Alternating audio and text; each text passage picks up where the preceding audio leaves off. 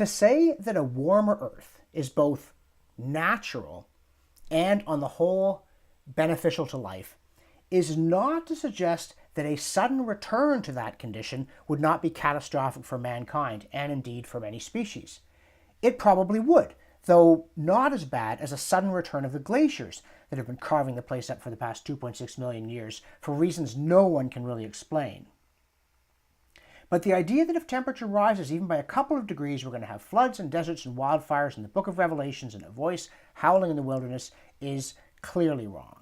There's no reason to think a warmer Earth will be like that. In fact, Patrick Moore, a co-founder of Greenpeace, who eventually quit that organization because he was appalled by their lack of scientific understanding or indeed interest in science, has lately taken to beating the drums for CO2, pointing out that if we were to get down to 150 parts per million, the plant life on Earth would die off. If you look at our CO2 levels today, we're at 400 parts per million.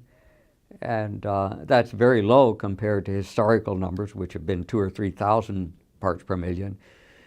And it's not that far from 150 parts per million, where experiments show that plants die because they starve with not enough CO2.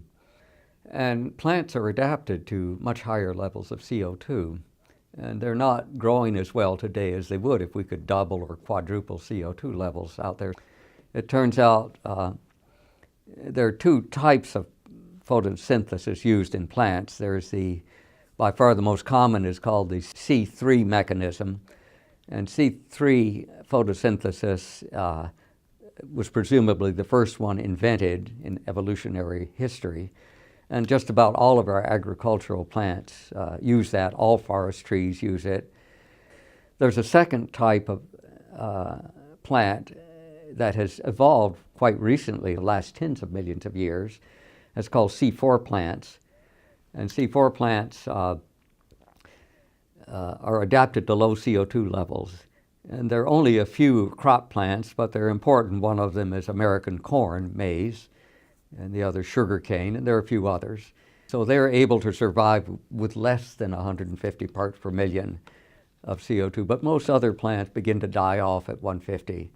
So if humans are in fact increasing atmospheric CO2, it could be helping to prevent an enormous global catastrophe, not cooling.